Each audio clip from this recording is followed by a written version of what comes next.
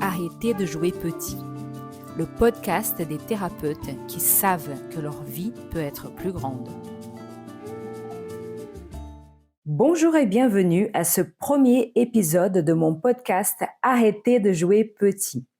Aujourd'hui, j'ai envie de te parler de quelque chose que je vois tout le temps chez les thérapeutes et que j'ai aussi fait, comme souvent ce que je vais raconter ici, c'est soit je l'ai vécu, soit je suis en train de le vivre et en train de le traverser. Et le sujet du jour, le sujet de ce premier épisode, c'est que nous, en tant que thérapeutes, notamment quand on est débutant, mais parfois pas que les débutants, on a tendance à mettre notre valeur entre les mains des autres. Qu'est-ce que je veux dire par là? Ce que je veux dire par là, c'est que on prend notre perception de notre propre valeur en tant que thérapeute, de notre compétence en tant que thérapeute, et on laisse ça entre les mains des autres. C'est comme si certains événements extérieurs à nous ou certaines personnes qui ne sont pas nous devaient, elles, décider si on est des bons thérapeutes ou pas. Donc plus concrètement, on va estimer qu'on est bon thérapeute ou pas si nos clients viennent ou s'ils viennent pas, s'ils restent ou s'ils partent, en fonction, si on a des accompagnements à proposer ou pas, en fonction des périodes pleines et des périodes creuses, en fonction des avis Google, en fonction des messages qu'on reçoit ou des messages qu'on ne reçoit pas d'ailleurs. Et le souci avec tout ça, c'est que sans s'en rendre compte, parce que c'est quelque chose qu'on fait naturellement, inconsciemment, ça nous met dans une posture qui est extrêmement fragile. Parce que si un client annule, on se met à douter. Si on a une semaine un peu plus calme, on remet tout en question. Si on a un avis négatif sur Google, on s'effondre. Et encore une fois, je dis ça avec beaucoup de bienveillance parce que je suis passée par là. Mais à un moment donné, si on veut durer dans ce métier, si on veut encore être là dans 5 ans, 10 ans, 20 ans, si on veut construire une activité vraiment solide, il va falloir se renforcer intérieurement. Pas se blinder, évidemment. On n'est pas en train de parler de devenir dur et ne plus s'intéresser à ce qui se passe à l'extérieur de soi. C'est pas ça. Ce serait quand même un comble que je propose ça à des thérapeutes. C'est juste arrêter d'être à ce point-là perméable. Voilà, donc ça, c'est le sujet du premier épisode. Avant de démarrer sur le sujet, comme c'est le premier épisode de mon podcast, j'ai envie de te dire bienvenue, de t'expliquer pourquoi je l'ai créé, à qui il s'adresse. Donc, si tu écoutes ce podcast, c'est que probablement tu es thérapeute, tu aimes ton métier, tu crois profondément qu'on peut vivre de cette activité. Tu as peut-être déjà fait un travail sur toi, ou en tout cas, tu comprends l'importance de réfléchir sur toi, de faire un travail sur toi, et tu aimes les prises de conscience, tu aimes les déclics, tu aimes ces moments où quelque chose s'aligne dans ton cerveau, où tu dis « putain, c'est ça ». Et peut-être aussi que tu as cette personne qui te remet beaucoup en question, parfois peut-être trop, et parfois pour les mauvaises raisons. C'est un peu le sujet de ce premier épisode d'ailleurs. Et ça va être le sujet aussi de plusieurs autres épisodes. Mais voilà, le but, c'est que ce podcast, il n'est pas là pour te dire comment faire plus, mais comment cesser de te fragiliser inutilement. Si tu es là, c'est que probablement, évidemment, tu me connais déjà, parce que c'est assez improbable que tu aies cliqué sur ce podcast sans me connaître. Donc, peut-être que tu sais que j'ai une chaîne YouTube. Et tu te demandes, mais pourquoi chaîne YouTube, est-ce qu'elle va s'arrêter? Non, je ne vais pas arrêter ma chaîne YouTube. YouTube, c'est un espace que j'aime beaucoup. C'est un espace, mais c'est un espace surtout de découverte, en fait, des premières prises de conscience. Et YouTube, c'est un contenu un peu plus rapide à consommer.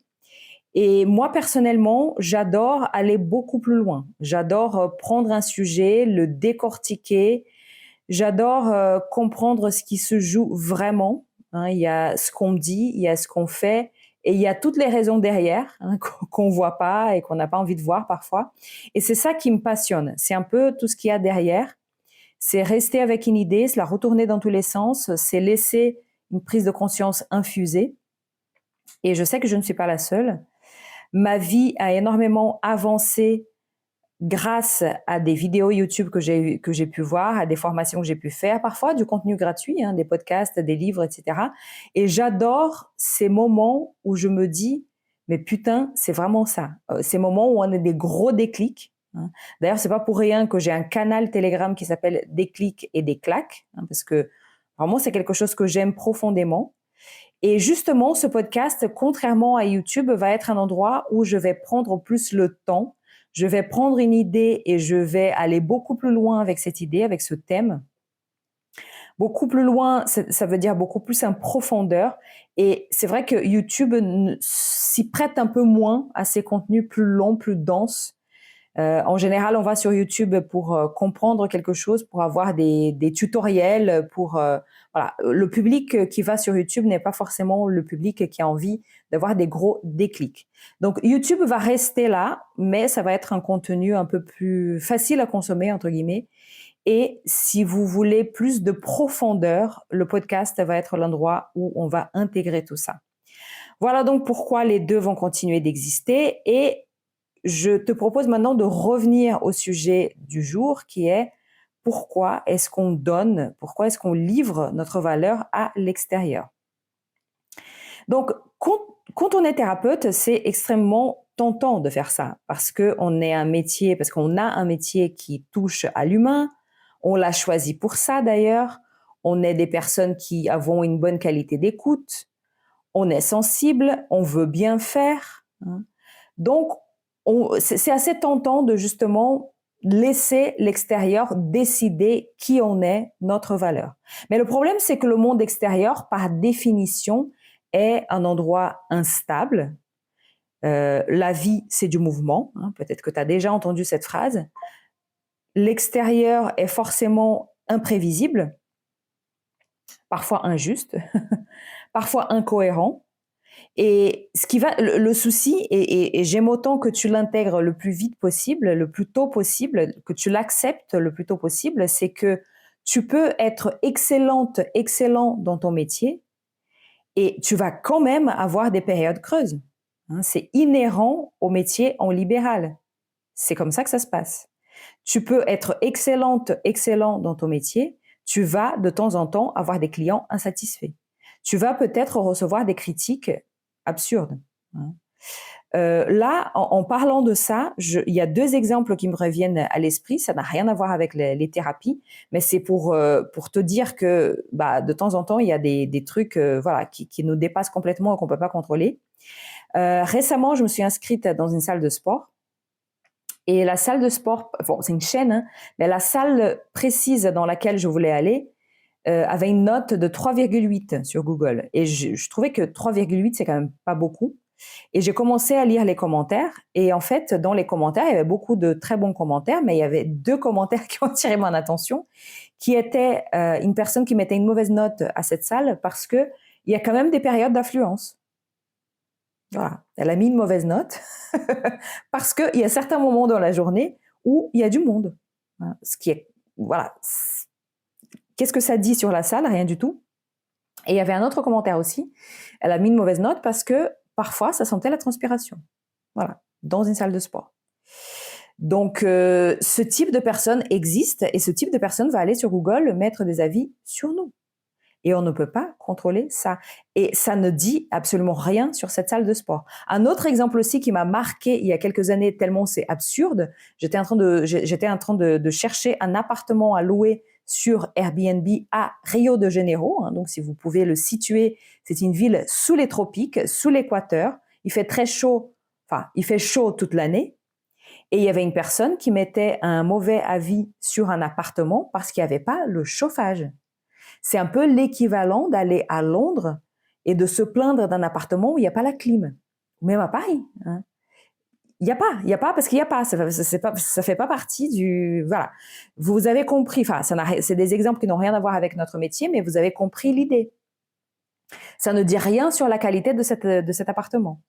Et pourtant, ce sont des avis qui font baisser notre note. Donc maintenant, si on transpose ça à notre activité, il y aura toujours des clients insatisfaits pour des raisons qui ne nous concernent pas. Je me souviens, alors je ne sais pas si ça a changé, mais en 2011, j'ai démarré une formation avant même de démarrer ma formation de sophologie. J'ai démarré une formation en naturopathie. Et je me souviens qu'à l'époque, bon, la naturo était un peu moins connue qu'aujourd'hui, mais je suis pas sûre que ça ait tellement changé. Réagissez les naturaux si vous m'écoutez et dites-moi si ça a changé ou pas. Mais je me souviens qu'à l'époque, il y avait beaucoup de personnes qui pensaient que les naturopathes, en gros, c'était des médecins des plantes. Et il y avait beaucoup de personnes qui, grosso modo, allaient chez les naturopathes pour maigrir, en fait. Au lieu de se faire prescrire des médicaments pour maigrir, ils pensaient qu'ils allaient chez les naturaux et qu'on allait prescrire, entre guillemets, des plantes pour maigrir. Donc, imaginez la déception de cette personne qui s'assoit devant un professionnel qui va demander ce qu'il mange, comment il dort, comment il va, quelle est la couleur de ses selles, enfin voilà. Donc, des clients insatisfaits qui ont dû mettre des mauvaises notes à des naturaux parce que ça correspondait pas à ce qu'ils pensaient, il y a dû y en avoir beaucoup. On va aussi avoir des clients qui mettent des mauvaises notes ou des mauvais commentaires parce qu'ils projettent, parce qu'ils ont des attentes réalistes. Il y aura aussi toujours des périodes, des contextes extérieurs qui jouent contre nous. Et donc, si à chaque fois, on remet tout en question, on doute de sa valeur, on doute de nos compétences et de notre légitimité, on s'auto-condamne là à une instabilité émotionnelle qui est permanente. Et cette instabilité émotionnelle, elle n'est pas jouable sur le long terme. Déjà, pour nous personnellement, c'est très inconfortable de vivre comme ça. Mais au-delà de ça, et ce que je vais dire ici va pas être, voilà, vous n'allez pas aimer ce que je vais dire, mais il faut que je le dise, et c'est aussi pour ça que je suis là, c'est que on peut pas être un bon thérapeute sur le long terme si on est quelqu'un qui est perpétuellement instable, si on est perpétuellement en mode survie. Ce qui ne veut pas dire, attention, que je suis en train d'insinuer que pour être un bon thérapeute, on doit aller bien tout le temps, on doit sourire tout le temps et on doit avoir une vie parfaite. C'est pas ça. On ne doit pas avoir une vie parfaite. C'est pas normal d'avoir une vie parfaite. C'est quoi la perfection déjà? C'est pas normal d'être content et de sourire tout le temps. C'est pas ça non plus. Mais grosso modo, la plupart du temps, oui, on doit être quelqu'un de plutôt stable. Parce que le client, il vient aussi chercher en nous cette stabilité. La vie, c'est du mouvement, comme je disais tout à l'heure. Donc, on aura, nous aussi, des hauts et des bas. Mais normalement, si on a travaillé sur nous, les bas sont pas si bas que ça parce qu'on a justement cette stabilité, cette force intérieure qui n'a rien à voir avec être blindé, être imperméable. C'est pas ça. Mais quand on est en mode survie, on est concentré sur nous-mêmes. Or, dans nos métiers, l'espace de la séance est l'espace du client. On est centré sur eux. Et quand on a peur du lendemain, quand on est tout le temps en train de se demander est-ce que je vais fermer mon cabinet, est-ce que je vais arrêter, est-ce que je suis compétente, est-ce que je sais faire ça, est-ce que c'est pour moi, etc., on est forcément centré sur nous. Et ça va porter préjudice à notre posture thérapeutique et ça va porter préjudice aussi au client. Donc ça, de temps en temps, qu'on n'aille pas bien durant une séance, ça va, mais ça peut pas être le quotidien. Et alors, petite parenthèse, ce mécanisme-là, en général, quand on l'a dans notre activité professionnelle, on l'a pas, soyons honnêtes, on l'a pas que dans notre activité professionnelle. En général, c'est beaucoup plus large que ça et il y a des grandes chances qu'on fasse ça aussi dans notre vie privée. La plupart des comportements qu'on a et qui bloquent le développement dans notre activité, c'est aussi des fonctionnements qu'on a dans notre vie perso. On n'est pas si compartimenté que ça. C'est un fonctionnement qu'on a, point. Et donc, en général, et je t'invite donc à observer si c'est pas quelque chose que tu fais aussi dans ta vie privée, est-ce que tu n'es pas cette personne qui accorde une importance démesurée à ce que les gens pensent de toi, à ce qu'ils disent, au regard extérieur, à leur validation, sans t'en rendre compte? Voilà. Pense à ça, il y a des chances que ce soit le cas. Ça me fait penser aussi à une anecdote. je lisais, je pense que c'était dans le début des années 2000, hein, donc pour vous dire comme c'est un truc qui m'a marqué, je lisais beaucoup de blogs, à l'époque les blogs étaient à la mode, et je me souviens d'une anecdote qui m'a beaucoup marqué, c'était un homme qui écrivait ce blog, alors malheureusement je ne sais plus comment il s'appelle, enfin, voilà, je ne sais pas qui c'est, mais c'était un homme qui travaillait dans un bureau, et visiblement c'était une ambiance très féminine, il avait grosso modo que des collègues femmes, et une de ses collègues arrive un matin avec une nouvelle coupe de cheveux, et elle demande à tout le monde qu'est-ce que vous avez pensé, est-ce que tu aimes ma nouvelle coupe, etc. Elle lui a posé la question, est-ce que tu aimes ma nouvelle coupe? Et lui, qui était juste quelqu'un de sincère et qui n'avait strictement aucune euh, intention de blesser sa collègue, il répond tout simplement à sa question. Il dit, écoute, puisque tu me demandes, bah moi je préférais ta coupe avant. Il n'a pas été agressif, il n'a pas été méchant, il n'avait certainement pas l'intention de la blesser, il a juste répondu à la question. Elle est venue lui poser la question. Il n'a pas dit c'est moche. Et cette femme a été totalement dévastée, à tel point que les autres collègues sont venus le voir après pour lui dire mais franchement, c'est pas sympa de ta part, t'aurais pas dû lui dire ça, etc. Alors il a juste répondu à sa question. Et là, il a proposé un questionnement que j'ai trouvé très sain et très pertinent, qui est mais qu'est-ce que ça peut faire? Je suis juste un collègue. Bon, déjà, elle m'a posé la question, j'ai répondu. Je suis pas allée la voir pour dire que je trouvais que sa coupe était moche, hein. Et qu'est-ce que ça peut faire, ce que je pense de sa coupe de cheveux? Je suis juste un collègue de travail. On n'a pas de relation personnelle. Je suis pas son conjoint. Enfin, encore que, est-ce que la vie du conjoint devrait peser tant que ça? Mais bon, on peut comprendre que si son conjoint trouve que sa coupe est moche, c'est encore une autre histoire, mais ça puisse être un peu plus important. Je suis pas son mari, je suis pas son mec, je suis pas quelqu'un qui compte réellement pour elle. Pourquoi est-ce qu'elle est dévastée par le fait que j'ai juste dit je préférais ta coupe d'avant?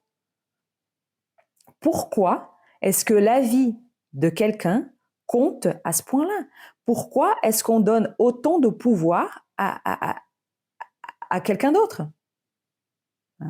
Et alors, la raison à ça, c'est qu'on porte en nous, plus ou moins, à différentes voilà, on n'est pas tous pareils devant cette question-là, mais je pense que la plupart des personnes, nous, on vit dans une illusion dont on ne se rend pas compte, hein, qui est l'illusion qu'on peut plaire à tout le monde ou qu'on devrait plaire à tout le monde. C'est une illusion qui est inconsciente, hein. Si on pose la question autour de nous, est-ce que tu penses que tu peux plaire à tout le monde? Je pense que 100% des personnes vont dire non, non, on peut pas plaire à tout le monde. Et en plus, on va rajouter, de toute façon, je m'en fous complètement du regard des autres, hein. Sauf que, quelque part, d'une façon inconsciente, on a ça en nous, hein. Et quand on se rend compte qu'on ne plaît pas à certaines personnes, qu'on ne peut pas plaire, on est dévasté. Et ça, c'est pas normal, hein. C'est pas normal d'être affecté à ce point-là par l'avis d'un inconnu, un commentaire isolé, un regard extérieur qui ne nous définit pas. Et ce que ça veut dire sur nous, c'est qu'on ne connaît pas notre propre valeur. On ne sait pas qui on ne sait pas ce qu'on vaut, et on donne ça, on attend que la définition de notre valeur vienne de l'extérieur. Qu'on nous dise qu'on est bien, qu'on est beau, qu'on est fort, qu'on est sympa, qu'on est intelligent, qu'on est pertinent. Et ça, c'est pas possible. Parce que, je vais vous dire un scoop millénaire, c'est impossible de plaire à tout le monde. Et pourtant, on est encore beaucoup d'adultes et beaucoup de thérapeutes qui continuent de fonctionner comme si c'était possible. Et alors, je rajoute quelque chose d'important. Je pense aussi que c'est impossible de se désintéresser totalement de ce que pensent les autres. Ces personnes justement qui disent ah, de toute façon je m'en fous de la vie des autres, j'ai rien à faire, etc. Je pense que c'est faux.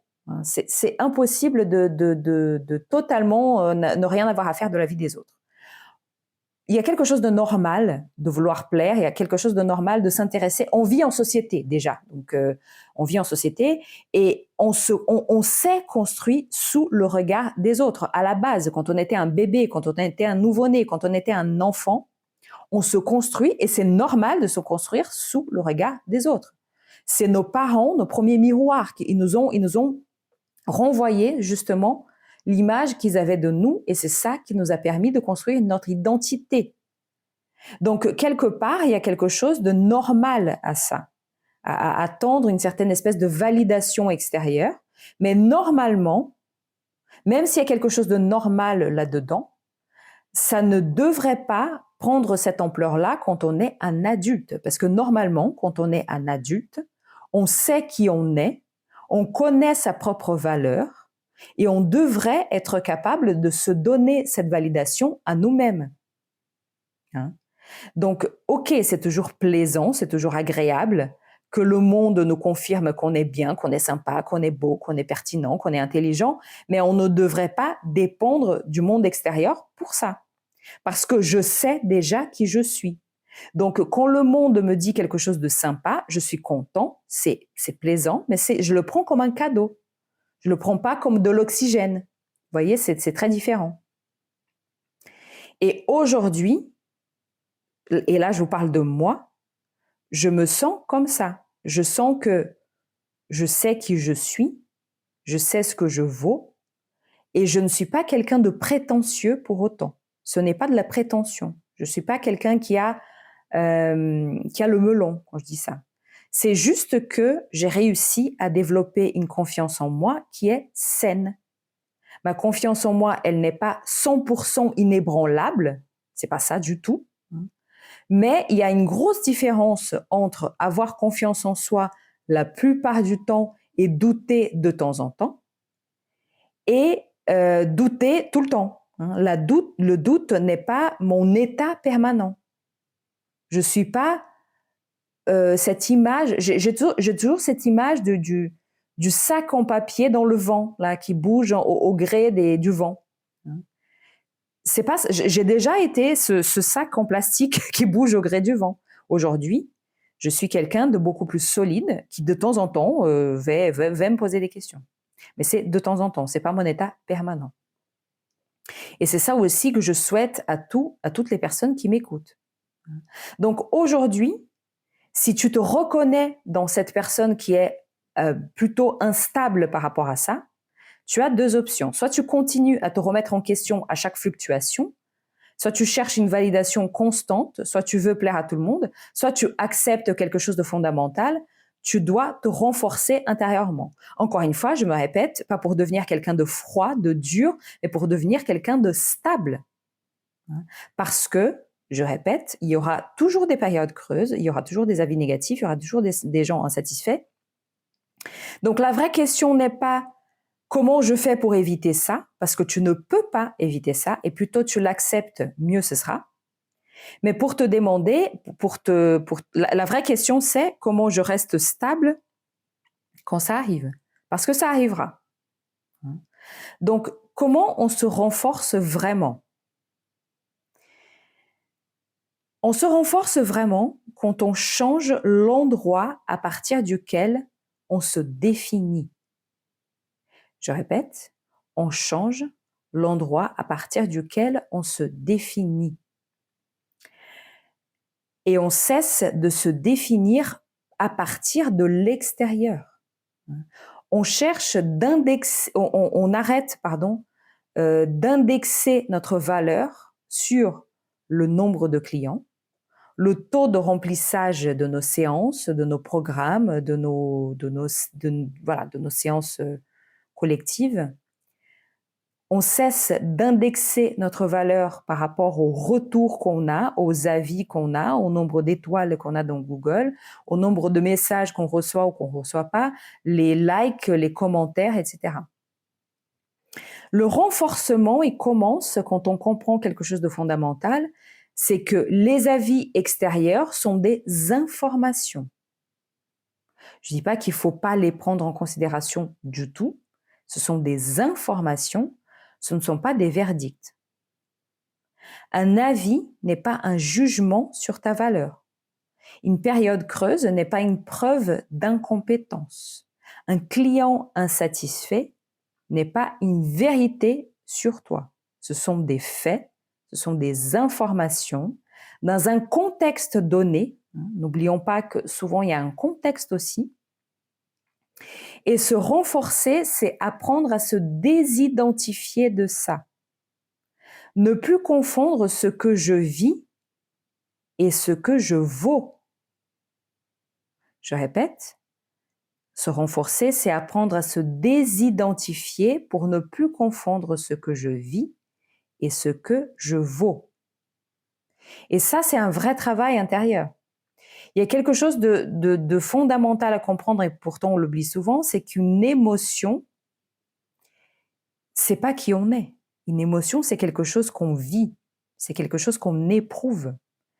Et on dit facilement, je suis triste, je suis découragée, je suis en colère, mais n'oublions pas qu'une émotion, c'est une vague, c'est quelque chose qui est censé nous traverser et s'en aller après. On ressent de la tristesse, on ressent de la déception, on ressent du découragement, on ressent de la colère. On n'est pas tristesse, on n'est pas découragement, on n'est pas colère. Et le problème, c'est que très souvent, on s'identifie à ces émotions. Et quand on s'identifie à une émotion, on la fige. Et on lui donne un pouvoir qu'elle ne devrait pas avoir. Et on la transforme en identité. Et à partir de là, ça devient beaucoup plus compliqué. Donc, une émotion qui devrait durer quelques minutes devient identité. Donc, une période creuse qui arrive, au lieu de juste ressentir de l'inquiétude, être traversé par l'inquiétude, on devient quelqu'un qui doute. Un avis négatif arrive et au lieu de juste ressentir, être traversé par la tristesse, on devient quelqu'un de triste, on devient quelqu'un qui n'est pas à la hauteur. Et ça, c'est pas vrai. Parce que ça, c'est juste des états temporaires, c'est pas des vérités sur toi. Donc, il y a quelque chose de très important aussi, qui est de savoir repérer une émotion, se laisser traverser par l'émotion, sans se noyer dedans. Ça, c'est super important. Ne pas confondre ce qu'on traverse et ce qu'on est. Donc là, je te pose une question qui peut tout changer pour toi, qui est, c'est une question que tu devrais te poser plutôt à chaque fois qu'un événement te touche, que quelque chose d'extérieur à toi te touche. Pose-toi la question, est-ce que je suis en train de prendre une information ou est-ce que je suis en train de faire une définition de moi? Parce que la plupart du temps, c'est ça le problème, c'est qu'au lieu de prendre ça comme une information, on prend ça, on se définit à partir de cet événement. Et c'est là que la fragilité va s'installer. Donc, comme je disais tout à l'heure, se renforcer, c'est changer de centre de validation. Passer de « est-ce que les autres me confirment que je vais bien, que je suis bien ?» à « est-ce que moi, je sais qui je suis, même quand l'extérieur vacille ?» Voilà. Tant que ta valeur dépend du regard des autres, de leur satisfaction, de leur reconnaissance, tu es structurellement fragile. Parce que l'extérieur est instable par nature. Normal. Parce que les gens sont comme ça. Et on aime beaucoup, on est dans une société maintenant, on aime beaucoup dire oui, les gens sont toxiques, les gens sont cons, machin. Oui, de temps en temps, il y a des gens qui sont vraiment cons. Mais la plupart du temps, c'est même pas ça. C'est juste qu'on leur a donné un pouvoir qu'ils ne devraient pas avoir. Tu as donné aux gens le pouvoir de décider qui tu étais. Et en plus, tu as accepté, tu as accepté leur verdict. Et ça, c'est pas normal. Quand tu sais qui tu es, la vie des autres, c'est juste du bruit. Quand tu sais qui tu es, tu arrives à te remettre en question de façon saine. Parce que la remise en question, elle est importante, bien sûr, au niveau pro, au niveau perso. On vit en société, on écoute ce que les gens disent, bien sûr. Mais quand tu sais qui tu es, tu arrives à prendre ce qu'il y a à prendre dans la vie des autres et à laisser ce qu'il y a à laisser. Tu écoutes leur feedback et tu prends en considération ce qui doit être pris en considération. Tu arrives à te remettre en question de façon saine et non pas de façon exagérée. Une autre chose aussi, une phrase très importante que je t'invite à intégrer, une phrase très puissante que je t'invite à intégrer, c'est « tout ne me concerne pas et tout ne parle pas de moi ». Cette phrase, elle est essentielle, aussi bien dans ta vie perso que dans ta vie privée. Tout ne me concerne pas, tout ne parle pas de moi. Tu travailles avec des humains, avec des projections, avec des attentes, avec des histoires qui ne t'appartiennent pas. Donc c'est important de te situer par rapport à ça. Tout ce qui arrive ne te concerne pas forcément. Donc jouer petit, c'est le nom de ce podcast, et jouer petit, c'est pas forcément manquer de compétences. On joue pas petit parce qu'on n'a pas été assez formé. On joue petit quand on manque de conscience, quand on laisse l'extérieur définir ton identité, quand on confond ajustement et remise en question existentielle, et quand on vit dans une demande permanente de validation. Donc arrêter de jouer petit, c'est accepter quelque chose d'inconfortable mais de totalement libérateur, qui est personne ne viendra jamais te donner l'autorisation que tu attends. Cette autorisation, elle est intérieure. Et mon message de clôture de ce premier épisode, c'est si tu veux durer dans ce métier, si tu veux être encore là dans longtemps, si tu veux vivre de ton activité sans être épuisé émotionnellement, ce renforcement intérieur n'est pas optionnel. Ce n'est pas en plus, c'est une fondation. Et c'est exactement ce travail-là que je vais te proposer de faire dans ce podcast. Voilà, j'espère que ce premier épisode t'a aidé, t'a permis de prendre conscience peut-être d'un comportement que tu as et qu'il va falloir changer. Et je te retrouve très vite pour un prochain épisode. Merci d'avoir passé ce moment avec moi. Si cet épisode t'a aidé à réfléchir, à voir les choses autrement ou à faire un pas de côté, pense à t'abonner au podcast et à laisser une note ou un commentaire sur ta plateforme d'écoute. Tu peux aussi me retrouver sur Instagram et sur YouTube où je partage du contenu complémentaire autour de ces mêmes sujets. Et on se retrouve très vite pour un prochain épisode.